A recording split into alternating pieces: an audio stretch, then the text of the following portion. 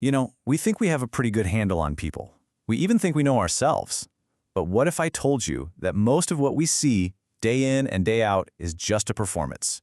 Well, today we're going to decode human nature. We're peeling back all those layers to get to the hidden forces that really drive us and what that actually means for you. Have you ever just been completely blindsided by what someone did, or, hey, even been shocked by your own actions? Of course you have. It happens to all of us. We spend our entire lives trying to figure people out, and so often, we just get it completely wrong. The real question is, why? And this quote, man, it just nails it. It gets right to the heart of the problem. We're living on the surface, just reacting. We hear the words, we see the smiles, and we create these simple little stories in our heads about who people are. But the whole time, we're missing almost the entire picture. So here's our game plan. First, we're going to pull back the curtain on the world of masks that everybody wears. Then we'll dive deep into the psychological forces that are really pulling the strings. After that, we'll learn how to decode the real signals people are sending out. And finally, we'll turn that lens right back on ourselves and figure out how to build a more rational mind. Okay, let's jump right into section 1, the world of masks. And here's the first thing you absolutely have to get. What you see is almost never what you get. Because everyone, and I mean everyone, including you and me, is constantly curating the image they project out into the world. And this leads us straight into a huge mental trap, what we call the appearance bias. See, from the time we're kids, we're trained to put on a good face, right? To seem competent and nice and hardworking. We get so good at playing this part that we start to believe the masks we see on other people are their actual faces. We forget it's a performance. All right, so if people are wearing masks, then the big question is, what's really going on underneath it all? Well, that brings us to section 2. We're going to dive into those powerful, invisible forces that are the true drivers of our behavior. So one of the biggest hidden forces is this idea of trigger points. Think about a time you had a just completely over-the-top emotional reaction to something kind of small. Chances are that reaction wasn't really about what was happening right then. It was an echo from your past. Some old wound or vulnerability from childhood just got poked. Here's another hidden force we fall for all the time: conviction bias. It's so simple. When someone speaks with incredible passion and absolute certainty, we automatically think they must be right. We get so caught up in the drama of their performance that we mistake their conviction for actual evidence. And this slide just lays it out perfectly. On one side, you've got the charismatic leader, all passion, simple answers, and total confidence. On the other side, you've got the nuanced thinker, who sees the complexity and hesitates. Now, who are we naturally drawn to? The performer. Every time. We see the thinker's caution not as honesty, but as weakness. And hey, don't think for a second this is some new modern problem. Way back in ancient Athens, they consistently fell for leaders who were amazing speakers with a flair for the dramatic, and it often ended in disaster. This weakness for passionate salespeople and demagogues is literally baked into our DNA.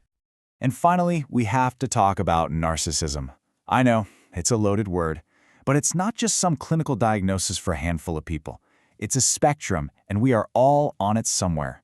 We all have this deep, deep hunger for attention and validation.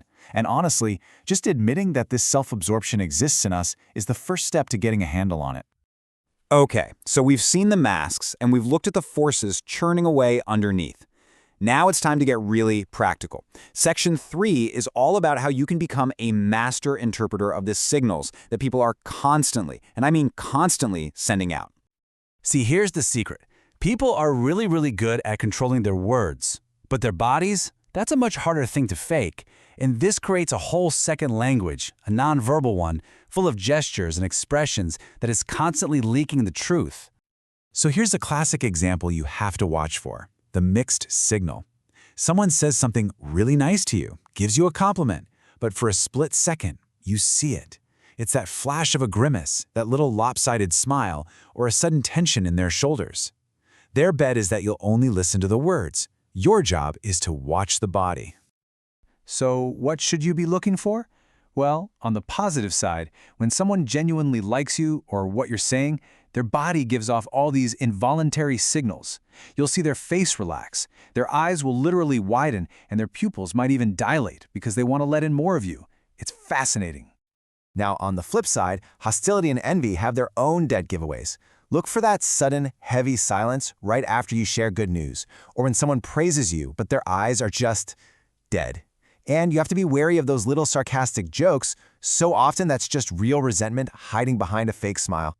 So we've learned how to see behind other people's masks. But here's the twist.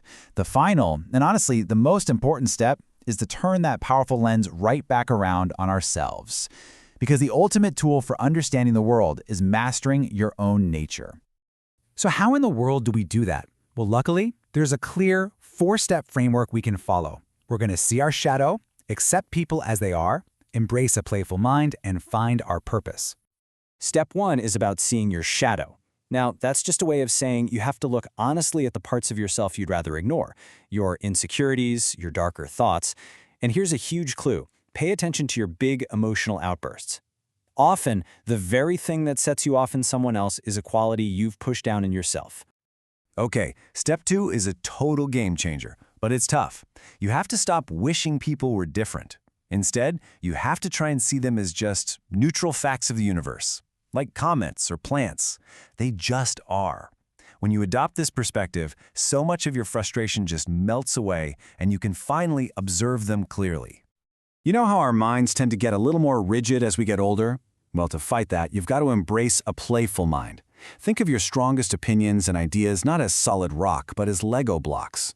Be willing to take them apart, rearrange them, even toss them out. That's what keeps your mind flexible and open. And finally, step 4, find your purpose.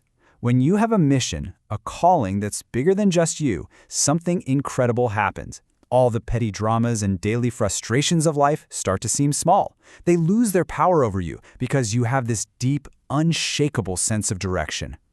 So when you put this all together, what does it mean? Well, these laws of human nature aren't just cool facts to know. They're a toolkit for transformation. They're what allow us to stop just emotionally reacting to the surface of life and instead start seeing with incredible clarity what's really going on. So, there you have it. We've laid out the framework for decoding human nature, all the way from the masks people wear to mastering your own mind. You have the tools now. So the only question left is, what are you going to do with them?